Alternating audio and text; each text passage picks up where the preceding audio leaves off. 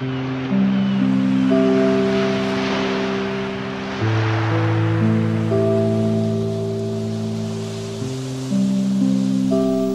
όμορφο και λαμπερό χαμόγελο προσδίδει γοητεία και ανεβάζει την ψυχολογία μας. Είναι λογικό λοιπόν τα τελευταία χρόνια να έχει παρατηρηθεί μια στροφή στις απαιτήσεις του κοινού προς την αισθητική οδοντιατρική. Η πιο συχνή εφαρμογή της αισθητικής οδοντιατρικής είναι η λεύκανση. Η λεύκανση είναι η τεχνική που μας επιτρέπει να αποκτήσουμε λευκότερα δόντια. Είναι μια ανώδυνη, απλή και γρήγορη διαδικασία προσιτή σε όλους μας. Υπάρχουν πολλοί παράγοντες που προκαλούν δυσχρωμία στα δόντια. Η πιο συνηθισμένη είναι η κατανάλωση τροφών και ποτών με έντονες χρωστικές ουσίες όπως καφές, μαύρο τσάι, κόκκινο κρασί, το κάπνισμα και οι τυχόν τραυματισμοί των δοντιών. Είναι αυτονόητο ότι με την πάροδο της ηλικίας τα δόντια αποκτούν μια σκουρότερη απόχρωση.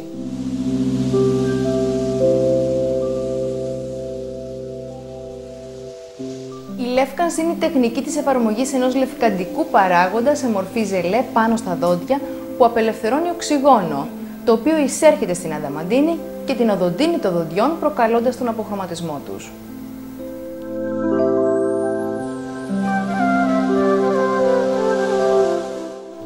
Υπάρχουν δύο τεχνικές λεύκανσης. Η πρώτη γίνεται στο οδοντιατρίο υπό την επίβλεψη του οδοντιάτρου και η δεύτερη στο σπίτι με ειδικούς προκατασκευασμένους νάρθηκες.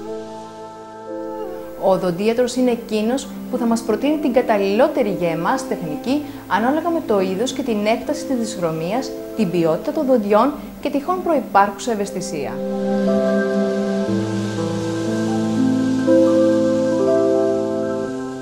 Καταρχήν, ο οδοντίατρος θα απομονώσει τα ούλα γύρω από τα δόντια με ειδικό υλικό ώστε να μην έρθουν σε επαφή με το λευκαντικό παράγοντα.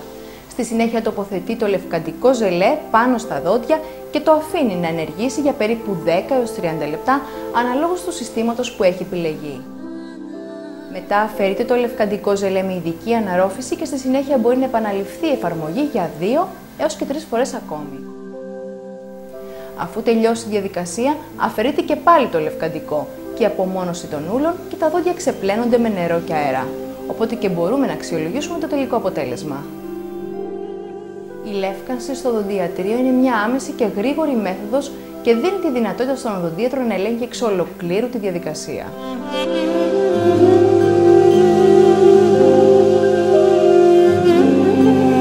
Σε μια πρώτη επίσκεψη, ο οδοντίατρος θα πάρει αποτυπώματα από την πάνω και την κάτω γνάθο, προκειμένου να κατασκευάσει τους ειδικούς νάρθηκες μασελάκια μέσα στους οποίους θα τοποθετηθεί το λευκαντικό ζελέ.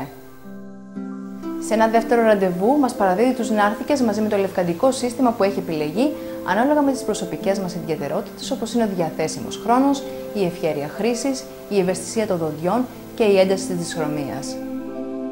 Μας δίνει τις κατάλληλες οδηγίες για τη σωστή χρήση του και μας ενημερώνει για τα ραντεβού επανελέγχου. Τοποθετούμε την κατάλληλη ποσότητα υλικού στους νάρθηκες και τους φοράμε στο στόμα για το προτινόμενο χρόνο. Μετά το τέλος της θεραπείας τους αφαιρούμε και πλένουμε καλά τα δόντια και τους νάρθηκες πριν τους αποθηκεύσουμε μέχρι την επόμενη χρήση.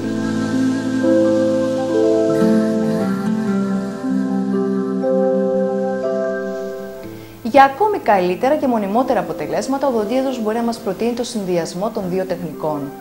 Στην περίπτωση αυτή, ο χρόνος εφαρμογής στο σπίτι περιορίζεται σημαντικά, ενώ οι νάρθηκες που μας παραδίδονται μπορούν εύκολα να χρησιμοποιηθούν στις εφαρμογές που προτείνονται για τη συντήρηση του αποτελέσματος της λεύκανσης.